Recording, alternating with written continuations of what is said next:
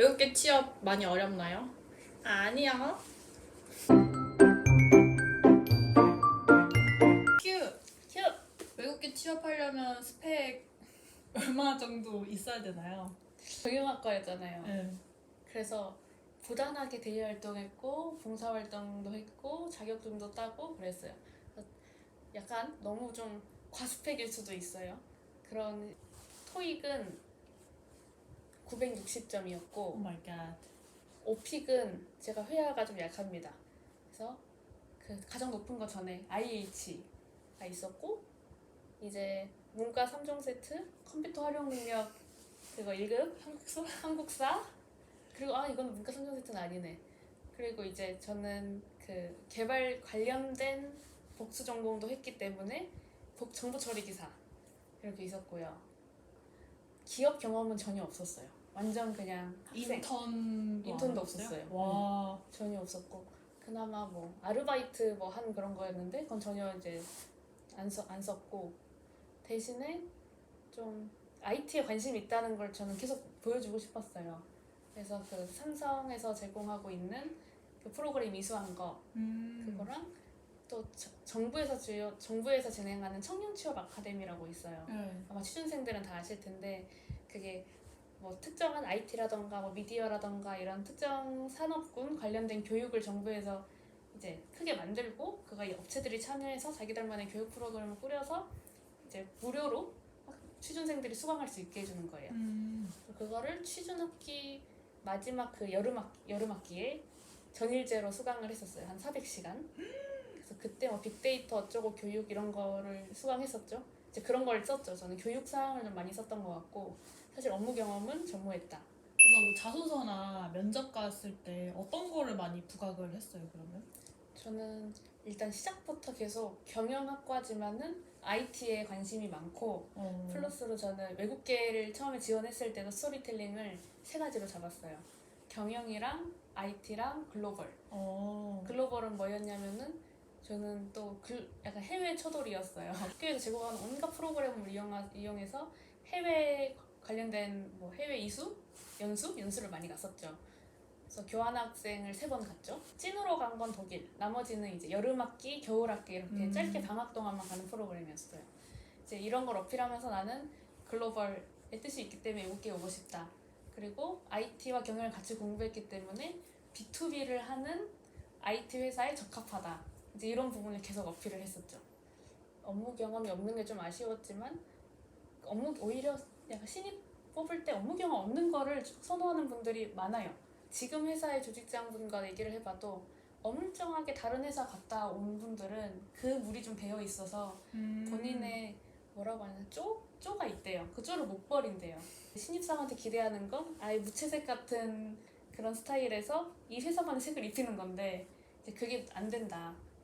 그래서 업무 경험이 크게 없어도 다른 스토리텔링이 있다면 그걸 충분히 어필할 수 있다는 거를 이제 고추장 입장에서는 얘기해주고 싶고 그럼 혹시 유학파에서는 어떻게 보시나요?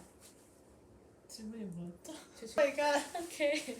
이런 게 제 스펙입니다. 짧은 메모리. 사실 대학 그 학과도 그냥 완전 그냥 관련 없는 전공이었고 학과 말씀해주시면 안 돼요? 왜냐면 이 학과인 분들이 진짜 많았어요. 관광 호텔 경영학과 이벤트. 네. 그래서 저는 일부러 인턴이나 아르바이트를 안 쉬고 계속했어요. 대학교 때. 그리고 저는 한국에서 또 취업 준비를 할 때는 이제 백수잖아요. 근데 또 돈이 없고 집에서 자소서만 쓰고 있기에는 저희 부모님이 자꾸 눈치를 주셔서 뭐라도 해야 되는 그런 상황이었어요. 적극적으로 알바몬 이런 데 들어가서 단기 알바를 많이 했어요. 근데 단기 알바도 조금 꼼수를 썼던 게 단기 알바를 할 때 좀 이름 있는 데에서 많이 했어요. 예를 들면 의료기기 회사 이런 데에서 한 달짜리인가? 뭐 의사 선생님들이랑 뭐 같이 하는 그런 거였는데 진짜 꿀 알바였어요. 근데 그게 영어를 써야 되는 거였나요? 아니 영어도 안 쓰고 그냥 전화 몇 개 돌리고 그냥 데이터 정리하고 그냥 그 정도? 뷔페 알바도 했었고 뭐 진짜 알바를 다양하게 했어요. 제 스토리를 만들었던 거는 나는 이렇게 다양한 산업군에서 다양한 아르바이트를 해봤고 내가 빠르게 적응하고 빠르게 아웃풋을 냈었다. 그래서 나는 IT를 온다고 해도 내 전적을 봤을 때 나는 빠르게 적응할 거다. 첫 번째. 그리고 두 번째로는 제가 지원했던 직무가 영업직이었기 때문에 그런 고객을 대면했던 제 아르바이트 인턴 얘기를 많이 했어요. 그래서 제 스펙이라고 하면 진짜 다양한 산업군에서의 다양한 아르바이트, 뭐 인턴 활동들이었던 것 같아요. 그리고 제가 생각했을 때 가장 결정적이었던 거는 제가 한 1년 동안 파견직으로 있었던 그 회사 경력이 되게 반영이 많이 됐던 것 같아요. 면접관 분들한테. 완전 유관업계여서 그런 거죠. 네. IT라는 또 인더스트리를 경험을 하면서 흥미를 느꼈다 이런 식으로 썰을 풀 수 있었고, 그리고 이제 B2B를 해봤잖아요. 사실 B2B 회사에 들어가는 게 되게 이제 취준생분들이 어렵다고 생각하는데 B2B 관련된 경험은 생각보다 이제 경험하기 힘든 것 같아요. B2C는 많은데 회사들이. 그래서 B2B 회사 출신이라는 거를 되게 강조를 많이 했었고, 근데 이게 또 저한테 좀 안 좋았던 게 면접을 볼 때 되게 땡지를 많이 하셨어요. 왜 굳이 우리 회사 오려고 하니? 지금 회사에서 뭐 더 좋은 기회가 있을 텐데. 너무 비슷한 업종이다 보니까. 네, 너무 비슷하니까 이제 그게 또 제 발목을 잡았는데, 이제 이 회사에 가고 싶은 이유를 제가 미리 좀 나열을 해서 정리를 해 갔었죠. 그래서 그렇지 않고는 사실 면접은 떨어졌을 것 같아요. 혹은 왜 이 업계, 왜 이 직무, 아니면 왜 이 회사, 이거에 대한 명확한 스토리는 있어야 되지 않을까. 그래서 사실 막 스펙이 막 엄청나지 않아도 그런 질문에 대해서 답변만 확실히 할 수 있으면, 그게 뭐 학업이 됐던 뭐 여러 프로그램 자격증이 됐던 뭐 아르바이트가 됐던 그 썰만 잘 푼다면 어떤 스펙도 잘 쓸 것 같아요, 제 생각에. 저는 보통 취준생들이 준비하는 뭐 그런 자격증이라던가 어학이나 이런 거는 없는 상태였었어요? 입사했을 때. 네, 저는 없었고요. 저는 여러분 희망을 가지세요. 이게 좀 중요한 얘기네요. 입사했던 회사에서도 토익이나 이런 거 요청했었나요? 사실 경력직은 필요 없는 것 같아요. 저는 이제 경력으로 주니어지만 경력으로 이직을 한 거여서 그때는 안 봤던 것 같은데, 그래서 이거 물어보고 싶었어요. 네. 외국계는 해외대를 선호하냐? 왜 선호하냐? 세모.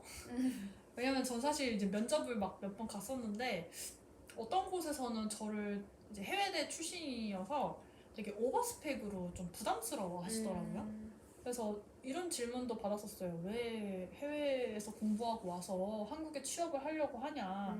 저는 이 질문을 진짜 많이 받았어요. 거의 고정 질문. 그래서 거기에 맞는 스토리를 또 준비해 가셨겠네요. 그쵸. 그래서 해외대를 외국계 회사들 아니면 뭐 한국 대기업이 그렇게 좋아하냐라고 하면 조금 아직은 잘 모르겠다. 반반인 것 같다. 사람마다 뭐 부서마다 좀 다른 것 같다. 회사 내에는 그럼 해외대 비중이 어느 정도 있는 것 같아요? 이전 회사에서는 해외대 출신이 20% 정도였고, 지금 다니는 회사는 저 혼자가 해외대 출신입니다. 그렇죠. 사실 IT가 좀 장벽도 있고 해서 해외대 출신이 엄청 많진 않은 것 같아요. B2B 맞아요. IT 같은 경우는. 맞아요. 막 영어가 되게 중요한 직무들은 해외 경험이 많으면 많을수록 좋기 때문에 뭐 그게 뭐 백오피스 직무들은 좀 영어를 잘하면 유리하긴 한 것 같아요. 뭐 파이낸스나 뭐 오퍼레이션이나 아니면 뭐 HR이나 이런 부분들은 본사랑 커뮤니케이션을 많이 해야 되는 직무여서 맞아요. 오퍼레이션 특히. 네, 영어를 잘하면 좋은 것 같긴 해요. 근데 또 오퍼레이션 하시는 분들이 해외대 출신이냐라고 하면 아니지 않았나요? 그렇죠. 네. 영어는 다들 어느 정도 하셨던 것 같은데 오퍼레이션 분들 보면. 근데 해외대 출신은 또 아니었던 것 같아요. 그렇다고 영어가 유창했냐? 그것도 아니었던 것 같아요. 되게 뚝딱뚝딱 하시는데 그래도 할 말은 다 하시는? 맞아, 할 말은 한다. 이게 진짜 할 말 다 하는 게 진짜 중요한 것 같아요. 들었을 때 와 진짜 영어 잘한다 이런 생각은 안 들지언정 맞아요. 내가 하려는 말은 정확히 전달한다. 외국계 기업의 영어는 얼마만큼 잘해야 되냐? 얼마만큼 잘해야 되냐? 이제 고고익선이긴 한데 그렇죠. 그 거의 기준은 어떤 거냐? 뭐 유창하면 참 편하죠. 왜냐면 사실 외국계의 단점이 이제 스피킹도 있지만 사실 문서를 많이 읽어야 되거든요. 맞아요. 영어로 된 문서를 많이 맞아요. 봐야 되고 그리고 또 메일도 영어로 쓰는 경우가 좀 종종 있어요. 직무에 따라 좀 다른 편이긴 한데 그래서 그런 경우를 위해서 본인이 편하려면 영어를 잘하면 좋겠지만 사실 저희가 필드에서 뵙는 그런 이제 선배님들을 보면 영어를 그렇게 잘 하지 못해도 리더십, 매니지먼트까지 가는 건 무리가 없다. 맞아요. 사실 저도 고추장, 순수 고추장 아, 출신이잖아요. 그쵸. 여기 완전. 저는 뭐 교환학생도 유럽 쪽으로 갔고 사실 영어 생활권에 그렇게 오래 있지도 않았었는데 뭐 어렸을 때도 영어 유치원 이런 거 아니었고 그냥 열심히 수능 영어 공부하던 그런 세대였지만 그런 사람이었지만 그래도 여기로 온 거 보면은 그 자신감 하나는 있었거든요. 영어를 할 때 나는 영어가 조금 후지지만 그래도 뭔가 내 할 말은 어떻게든 한다 할 거다 이런 게 있었고 그런 거 덕분에 합격한 게 아닌가 싶기도 해요. 입사하고도 영어 쓸 일이 있었나요? 사실 저희가 함께 근무했던 회사 같은 경우는 한국에 생긴 지 꽤 오래됐죠. 그쵸. 그래서 실제로 뭐 막 출장 기회가 많다거나 아니면 글로벌과 콜을 엄청 자주 해야 되거나 이런 건 또 아니었어요. 너무 맞아요. 현지화가 잘 되어 있기 때문에. 그래서 업무적으로 많이 쓸 필요가 없었는데 그래도 중간중간 영어를 써야 될 상황이 등장하죠. 예를 들어 영업 관련 전화를 받았는데 외국인이야. 뭐 이랬던 경우도 있고 그 글로벌 콜을 내가 지금 코디네이팅을 해서 진행해야 됐던 경우도 있고 아니면 갑자기 글로벌 리더가 우리 오피스에 찾아와서 우리가 PT를 해야 될 때도 있고 맞아요. 그때 이제 영어를 잘하면 오 하고 이제 박수를 받고 좀 괜찮네 하지만 그 외에는 사실 실무적으로는 저희 많이 안 썼던 것 같아요. 맞아요. 많이. 저희가 사실 외국계 입사했던 경우는 첫 번째 신입 채용 프로세스를 타고 입사를 했던 경우죠. 그래서 일부 큰 IT 회사들은 아직도 뭐 연애 1회, 뭐 많게는 뭐 2회까지 주기적으로 채용 프로그램을 가져가는 회사들이 있습니다. 아니면은 뭐 추천이나 음. 추천으로 이제 주니어급을 뽑아야 되는데 뭐 주변에 아는 사람이 있냐 해서 내부에서 물어봐서 뭐 추천을 통해서 들어온다거나 크게 직장 경력 없어도 그냥 학교 나오고 막 이랬는데도 뭐 이제 졸업한 졸업생, 뭐 취준생 수준인데도 그 추천이 조금 합당하고 그분이 이제 뭐 학력적인 백그라운드나 다른 부분들이 좀 충족되는 게 있다면은 면접 잘 보고 그러면 또 채용이 되는 것 같기도 해요. 외국계는 또 빨리빨리 뽑아야 하는 사람들이 좀 자주 있는 것 같아요. 레퍼럴이 진짜 빠르니까. 짱입니다. 맞아요. 레퍼럴은 가장 빠르게 그 사람을 검증하고 채용 기간을 단축할 수 있는 거니까. 그리고 외국계는 특히 그 잡 오프닝이 저희가 결정권한이 크게 없잖아요. 외국에 맞아. 있는 본사에서 그걸 열었다가 갑자기 뭐 예산이 없다 해서 갑자기 프리징 시키고 맞아요. 이런 경우가 허다하니까 최대한 오픈될 때 빨리 뽑는 게 사실 장점이다. 주기적으로 그 회사 웹사이트나 아니면 뭐 취업 사이트들 있잖아요. 외국계를 위한 그런 사이트들을 주기적으로 방문을 하면서 잡 오프닝이 있는지 없는지 뭐 아니면 내가 아는 사람이 갑자기 연락 오게끔 네트워킹을 계속 유지를 한다든지 그런 활동을 계속 하는 게 좋은 것 같아요. 님은 국내 취업도 준비해 본 적 있으세요? 취준생 때? 국내 뭐 대기업들 그거에 비교했을 때 외국계 취업이 어떤지도 한번. 그래서 저는 인적성부터 거의 다 탈락? 맞아요. 뭐 인적성까지 가면 잘한 거고 서류도 통과를 못했던 경우가 많았고 맞아요. 그래서 저는 사실 한국 대기업은 되게 힘들었어요. 외국계는 그래도 면접까지는 많이 갔었던 것 같고 실제로 외국계는 인적성이 어렵지 않은 편이어서 수학 공식 이런 거 풀기? 아니면 뭐 진짜 이상한 퀴즈 같은 무슨 맞아요. 퍼즐 풀기 이런 거가 있고 영어로 된 퀴즈 풀기? 뭐 네. 이런 것들. 그래서 그런 것들 조금 준비해서 치고 그리고 바로 면접 갔던 경우가 많죠. 맞아요. 저도 국내 기업 취준할 때 이제 막학기에 취준을 같이 병행했는데 그때 당연히 너도 나도 쓰는 국내 대기업들도 다 썼었죠. 그래서 인적성을 보러 간 경우들도 있었고 그 전에 서류 탈락한 경우도 있었고 근데 인적성을 보러 가면 필탈이었어요. 무조건 탈락. 그래서 오히려 그 과정과 그 경쟁률을 생각하면 외국계는 정말 널널하다. 그거에 비해서. 그쵸? 맞아요. 잘 모른다. 근데 또 외국계라고 또 조금 얕게 보면 안 되는 게 외국계는 면접에서 생각보다 많은 걸 보는 것 같아요. 경험을 되게 집중하고 왜 이 포지션에 어플라이 하는지 이런 것들을 되게 세밀하게 보는 것 같아요. 과제를 주고 뭐 PT를 한다든지 뭐 이런 것도 외국계에서도 많이 하고 있고 그래서 사실 외국계는 면접까지 가는 게 되게 조금 쉬울 것 같고 면접부터가 더 어렵다. 면접부터가 더 어렵다? 맞아요. 근데 한국 대기업은 필기부터가 어렵다. 맞아요. 그래서 사실 한국 대기업이 더 어렵네요. 대기업 인사팀 만나보면 아직도 그 엑셀로 그 학력 얼마 해가지고 걸리고 토익 점수에서 걸리고 이런 경우가 많은데 외국계는 그러진 그 않는 것 정도까지는 같아요. 안 가는 것 같아요. 그냥 맞아. 그 정도만큼의 지원자가 몰리지도 않아. 엑셀로 필터링을 해야 될 맞아. 만큼. 맞아요. 생각보다 진짜 공채라고 해도 네. 막 엄청난 규모에 이렇게 몰리지 않아요. 맞아. 왜냐면 일단 진입장벽이 있잖아요. 영어. 그쵸? 다들 영어에 대한 좀 두려움이 있으신지 지원을 국내 대기업만큼 안 하신다? 아, 그쵸. 진짜. 그러니까 여러분 영어 못해도 겁먹지 마시고 지원하세요. 맞아.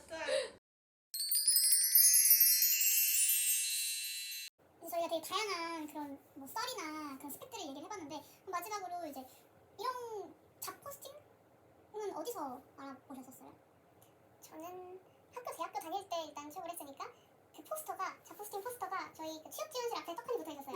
그걸 보고 지원을 했었고 사실 보통 찾는 분들의 루트를 보면은 그건 아니고 인터넷이나 그런 구인 사이트긴 했었죠. 이기는 어땠어요? 저는 즐겨찾기를 해놨던 사이트들이 몇 개 있었는데 첫 번째는 링크드인에는 거의 올라오는 편이고요. 외국계는 두 번째는 피플앤잡 피플앤잡도 되게 많이 올라오는 편이고 여기에는 또 특이하게 계약직이나 파견직도 되게 많이 올라와요. 그리고 세 번째는 어디였더라? 세 번째는 슈퍼루키하고 이제 신입분들이나 인턴 위주로 잡 포스팅이 올라오는 걸 이제 모아놓는 그런 또 플랫폼이 있더라고요. 말 그대로 루키들 찾는 곳. 그래서 이제 신입으로 입사를 하길 원했기 때문에 피플앤잡은 되게 경력직을 찾는 포스팅이 많아서 찾기 힘든데 슈퍼루키는 그거에 대비 되게 정리가 잘 돼 있어요. 그래서 그런 것들 많이 봤었고 아니면 인디드닷컴이라고 거기는 근데 또 어려운 게 서칭이 조금 어려워요. 그래서 한국 기업 포스팅도 같이 올라오거든요. 그래서 거기서는 키워드로 많이 해서 보는 편이었고 아니면 글래스도어 같은 웹사이트도 많이 봤었어요. 글래스도어는 이제 한국의 잡코리아 같은 느낌이어서 글래스도어에는 이제 기업 평가도 올라가고 잡 포스팅도 올라오고 연봉 정보나 되게 다양한 정말 잡코리아에서 볼 수 있는 그런 정보들이 많이 올라오더라고요. 그래서 그런 건 이제 면접 볼 때도 참고를 많이 했었고 글래스도어는 완전 영문이잖아요. 그쵸? 네, 글래스도어는 완전 영문이에요. 그리고 이제 외국 친구들이 되게 솔직한 편이에요. 그래서 직설적이죠. 굉장히 투명합니다. 그래서 그런 거는 꼭 읽고 지원을 하는 게 좋을 것 같아요. 링크드인이 링크드인이 진짜 중요해요. 알짜인 것 같아요. 그래서 그런 것들을 잘 쓰시면 좋을 것 같아요. 그리고 저희가 그 입사해서 근무를 하고 있었을 때도 신입 지원하시는 분들이 종종 저희한테 링크드인으로 맞아요. 메시지를 보내셨잖아요. 그래서 그런 거 보면 진짜 적극적이신 분들은 이미 링크드인으로 막 이제 메시지도 보내시고 하시더라고요. 네트워킹을 벌써 시작하시는 거죠. 맞습니다. 그래서 많이 이용해 보시면 좋을 것 같아요. 네, 오늘 당장 계정을 만드세요. 만드세요. 그러면 저희가 오늘 서머리를 좀 해볼게요. 그래서 외국계 취업 어렵나요? 저는 한국 대기업 준비하는 것보다는 훨씬 쉽다. 그리고 경쟁률도 낮다. 라고 말해주고 싶어요. 두 번째, 외국계 취업하려면 영어를 필수적으로 잘해야 하나요? 그렇지는 않다. 고고익선이어서 잘하면 잘할수록 본인이 편하겠지만 필수는 아니다. 세 번째, 스펙이 얼마나 좋아야 외국계 취업하나요? 일단 본인이 원하는 그 직무 그리고 그 회사 그리고 그쵸? 직무 회사 관련된 스토리텔링이 탄탄하게 만들어질 정도로 관련된 경험들이 준비돼 있어야 한다. 자격증이랑 경험으로 놓고 본다면 뭐에 더 가중치를 둘 것 같아요? 무조건 경험입니다. 경험. 경험은 뭐 사소한 아르바이트도 만약 스토리텔링에 도움이 된다면은 이용하는 게 좋고 공부한 경험 사실 공부 그쵸 교육 프로그램을 이수했다던가 아니면 관련된 어떤 대활동했다던가 이런 것들을 본인 스토리텔링에 잘 녹여내는 게 중요하다. 질문. 그럼 어디서부터 외국계 취업을 알아보고 시작해야 될까요? 우선 우리 채널을 구독하시고요. 와우! 그리고 진짜 어디서 시작하냐면 링크드인에서 시작하시면 됩니다. 오늘 이 영상을 보신 분들은 지금 당장 링크드인에 계정을 만드시고요. 계정이 이미 있으시면 사진 업로드도 하시고 본인의 뭐 아르바이트 했던 거, 인턴 경험들 이런 것들을 영어랑 국어, 국문으로 좀 프로필 업데이트를 해놓으시면 너무 좋을 것 같아요. 참고로 아르바이트는 뭐 편의점, 뭐 음식점 이런 아르바이트 말하는 거 아니에요. 직무 유관한 아르바이트 아, 얘기하는 그쵸, 거죠. 그쵸. 네. 다음 컨텐츠는 어떤 거죠? 다음 컨텐츠는 저희가 오늘은 좀 외국계 취업 준비생을 위한 그런 FAQ 컨텐츠를 준비를 해봤는데 맞아요. 다음 컨텐츠는 이미 이제 외국계 취업을 했다고 치고 퇴사, 이직 이게 또 엄청 중요한 관문이잖아요. 그렇죠. 이 돈벌이를 시작하신 분들께 어떻게 하면 더 큰 돈벌이를 할 수 있을까? 내가 진짜 원하는 그런 뭐 직무 어떻게 준비할 수 있을까? 좀 이런 거에 대해서 이직 썰들을 좀 저희가 꿀팁들을 정리해서 오도록 하겠습니다. 저희는 등산복 안 입고 조금 더 정상적인 옷으로 돌아오겠습니다. 아자. 짜잔. 그러면 저희 또 올게요. 안녕. 안녕. 우리 채널 이름 뭐죠? 아, IT짐. 그럼 마지막 IT짐에서 또 봐요.